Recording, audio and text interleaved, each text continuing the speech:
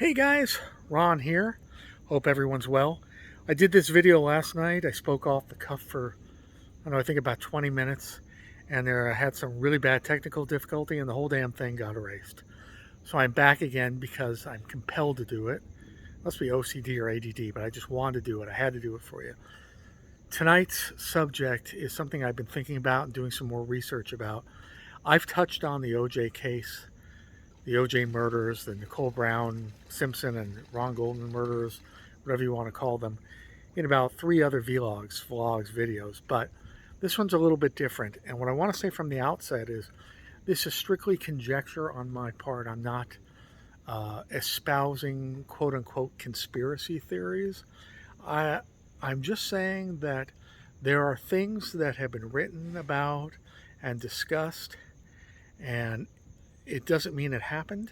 It doesn't mean we're making a judgment on it, whether it did or it didn't. It just means that I'm discussing things that have been discussed. And this one's a kind of interesting, covers some interesting theories about Ron Goldman, who of course was killed with Nicole Brown on June 12, 1994, and O.J. Simpson was arrested but acquitted for that, and the case has gone cold since. I mean, no other suspects except possibly Glenn Rogers, who can basically confess to it, and I've done a video on him as well. And there's also suspicion that it was Jason Simpson, OJ's son, who apparently has what's called intermittent rage disorder and supposedly hated Nicole, and that OJ's been covering for his son Jason the whole time.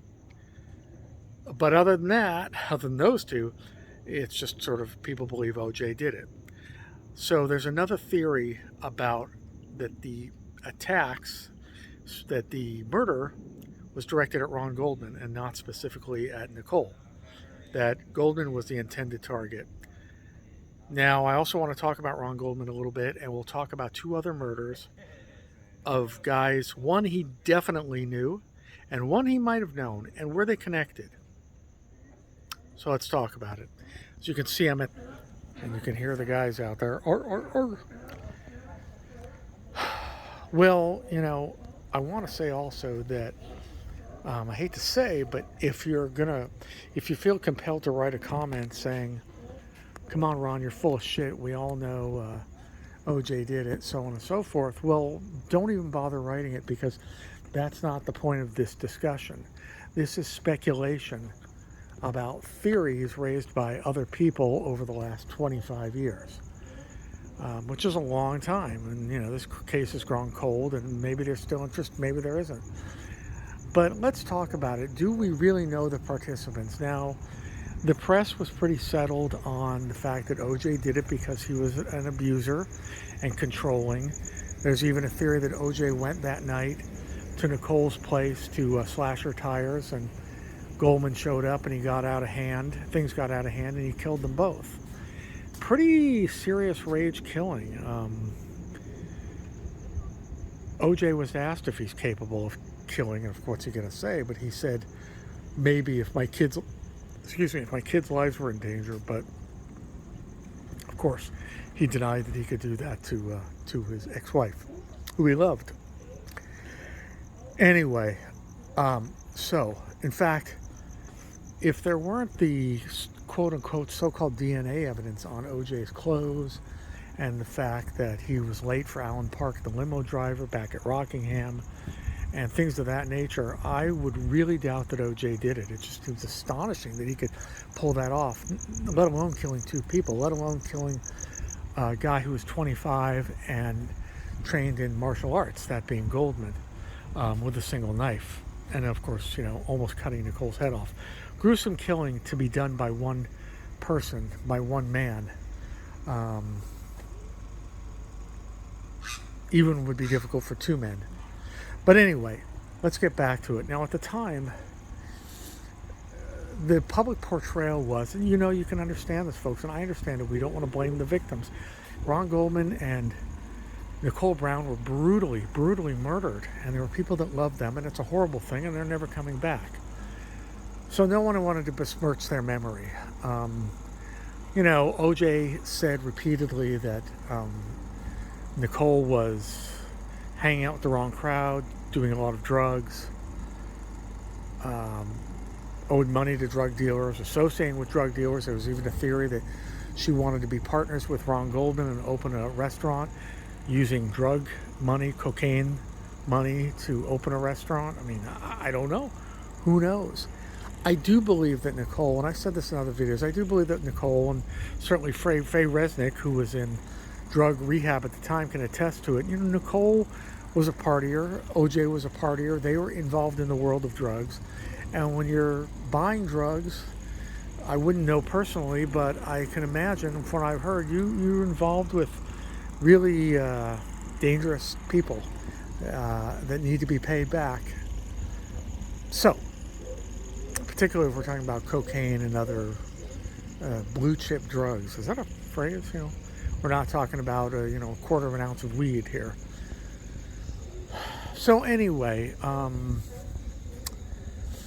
let's talk about the participants. So, like I said, OJ has come out and said, whether it's true or not, that he decried, and I think there's some truth to this actually. He said that he was very angry at all the women who had known, in particular the ones who had known Nicole around Brentwood, after they were holding, candlelight vigils for her and they were denouncing domestic violence, because he said they all hated her, especially when they first met her, that Nicole was known as cold, and he would say, Germanic, her Germanic heritage, cold and snobby, and that he hated them pretending to feel so warmly towards her. Now, maybe their feelings changed if and when they ever got to know her.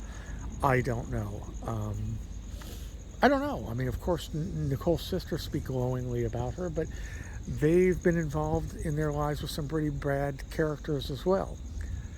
So, I don't know too much about Nicole. I know that she was somehow involved with Ron Goldman.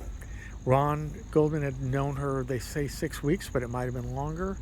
Ron Goldman had been seen driving her car. Now, would you let a casual friend drive your car? Especially an expensive sports car like she had. Well, expensive, I mean, bought with OJ money. But we don't know, speculation. Were they friends? Were they lovers? Were they about to be lovers? There's a theory that Ron Goldman was gay and that OJ knew it, and hence he was no threat to OJ. We just don't know. What we do know is that there were 2 other murders 2 years apart that were very similar. Well, one was extremely similar. Let's start with the first one. In 1993, there was a guy named Brett Cantor. Now, Brett, or might be Cantor. Brett's father started was a agent with William Morris Agency, and then he became a music executive. He was involved with Dionne Warwick and some other very well-known successful artists in the 70s. So Brett became like an A&R guy very, very young, in his early 20s. In fact, he was instrumental in getting a record deal for Jane's Addiction, and he was involved with the group Rage Against the Machine. So he was having great success of his own, and then he kind of went off to become a promoter, and Brett was involved in all kinds of things. He had a house in Hollywood. I don't know if it was in the Hollywood Hills, I assume it was. And then Brett went on to own a 10% stake in a nightclub called Dragonfly in Hollywood. Now, there are various theories about Dragonfly, but what I can tell you is that more than one employee said that not only did Ron Goldman work at Dragonfly, but that he had attended the club and gone dancing and partying and hanging out with Nicole there. So if we believe that, chances are he certainly knew Brett Cantor. So what happened to Brett Cantor? So, there are theories that Brett was involved in the world of drugs. However, he also met actress Rose McGowan and started dating her. Now, I believe, according to her and or other sources, Brett had kicked drugs by the time he was 25, and that there are other theories that not only had he abstained at this point and kicked drugs, but that he was resisting Dragonfly becoming a place where drugs were trafficked. The only thing is, I mean, he was only part owner in it. I mean, would they really have to snuff out one of the owners? Just could have beat him and scared him, but maybe they had done that previously too. All theories again, folks, all speculation. Don't shoot the messenger. I'm just telling you what's out there. Now, on this particular night in 95, he was with some people and he was at another club. For some reason, the nightclub he was at, there were people there that were troubling him. Was he scared of these people? Did someone threaten him? We'll never know. And, you know, in that world, folks, people aren't keen to talk to law enforcement. All we know is he left the club. At some point he went home and he was brutally murdered at home. And he was murdered in a fashion that was very similar. There were dozens and dozens of stab wounds. He was almost decapitated by his throat being slashed, just like Nicole Brown. And I believe his tongue was cut out. And that was the manner of death that the so-called dream team, O.J. Simpson's defense, labeled as a quote-unquote Colombian necktie. So, of course, there's speculation that, you know, once the O.J. murders happened, once Nicole Brown was murdered and Ron Goldman, the defense wanted to look into that because the fact that Brett Cantor was killed in such a mysterious fashion. And by the way, the case grew cold and it's never been solved. This is what, 25 years now, and it's never been solved. So a year later is 1994, and of course we all know what happened. Like I said, June 12th, that Ron Goldman was delivering a pair of glasses to Nicole's house. Now, that's another question for those of us cynics, was it really as benign as just, I'll come over and bring glasses and I'll meet you on the porch? I don't know. Some say he was delivering drugs. Some say they were set up for a romantic rendezvous. The whole thing was pre-planned. We don't know. We just don't know, and unfortunately we will never know. So that's 1994. Now, 1995, we have another incident. A guy by the name of Michael Nigg, who is in his mid-20s. Michael Nigg, very interesting character. Now, Michael had come west from,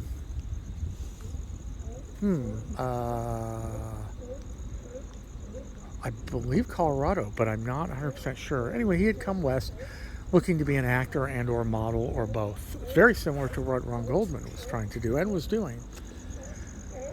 So Michael Nigg comes out, and for a while, because of his lack of success with the acting and the modeling, or maybe just as an adjunct to whatever he was doing, which apparently wasn't much in the way of acting, as far as income, and I point that out for a reason.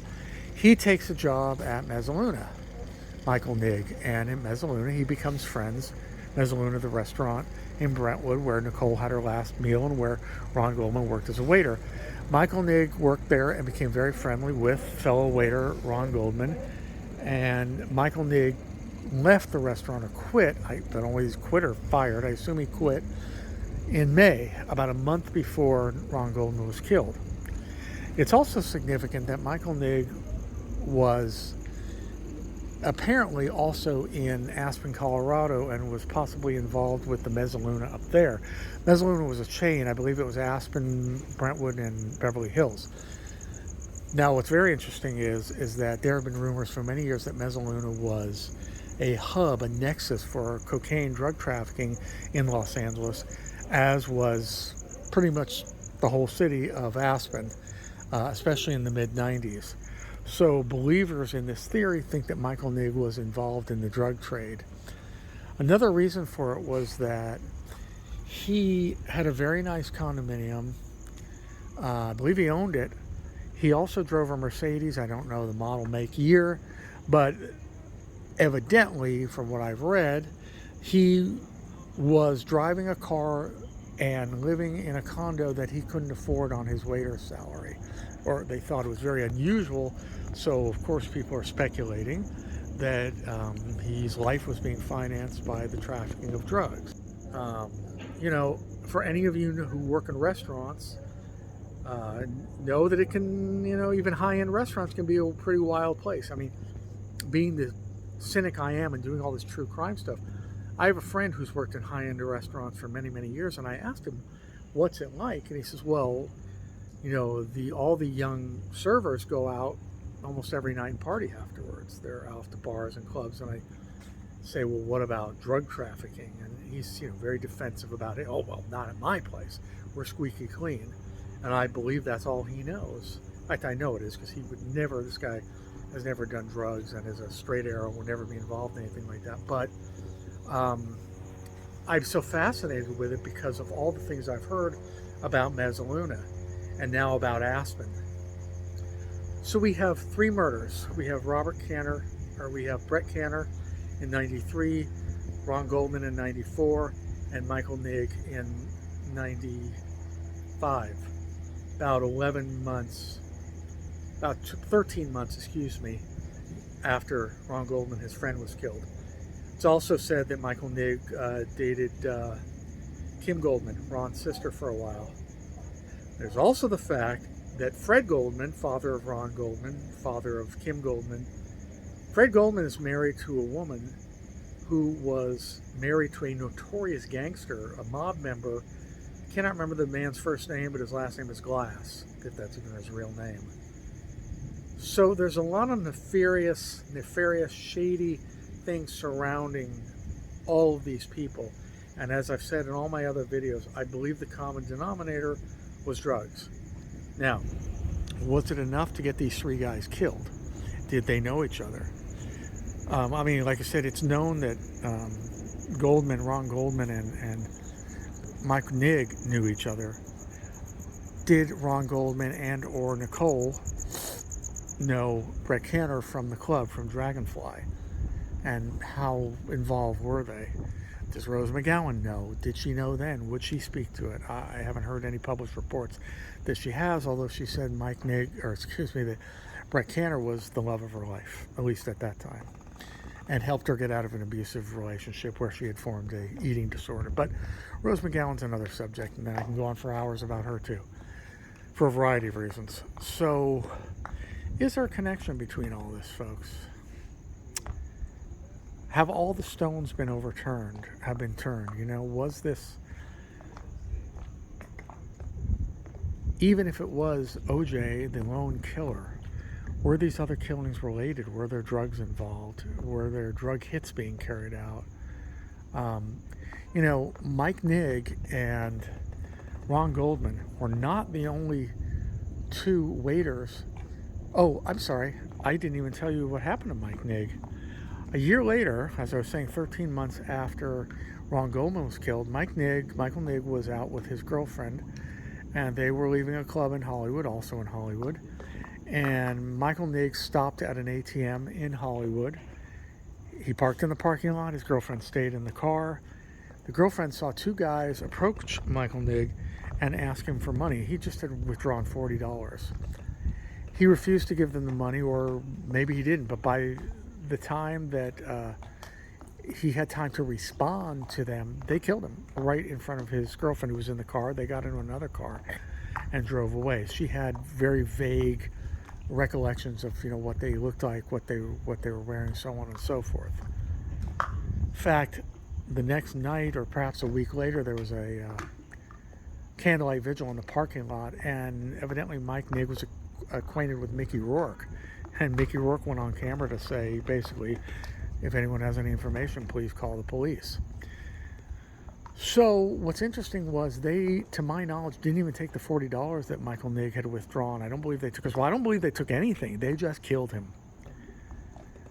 And 2 suspects were brought in, I suppose, based on the description of the girlfriend, or perhaps they had cameras. I don't remember if they had cameras at ATMs or in bank buildings in 1995. Probably did.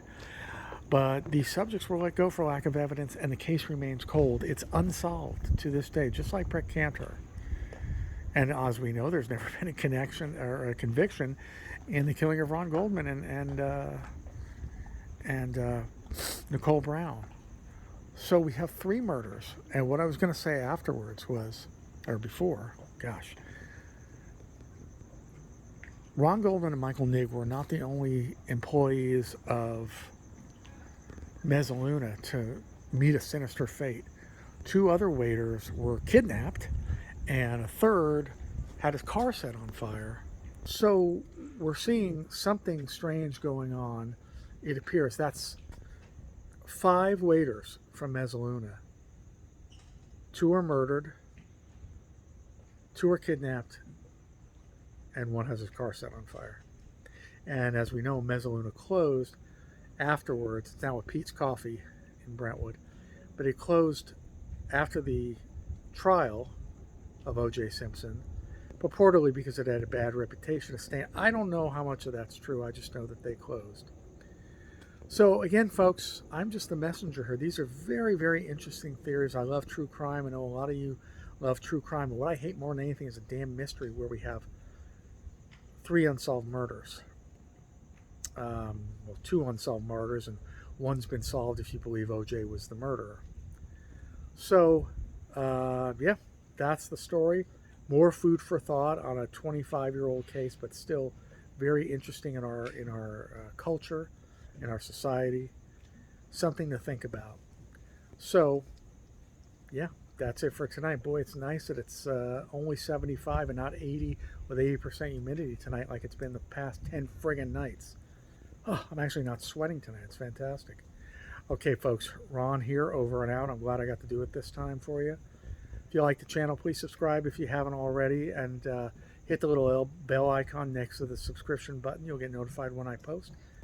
Give the channel likes. Probably the most important thing. Thanks very much. I really appreciate it, folks. The likes that you give the channel move through the algorithm of YouTube, and it exposes other people to the channel, so that's what I really appreciate. And I will see you guys at the next location. All right, bye-bye.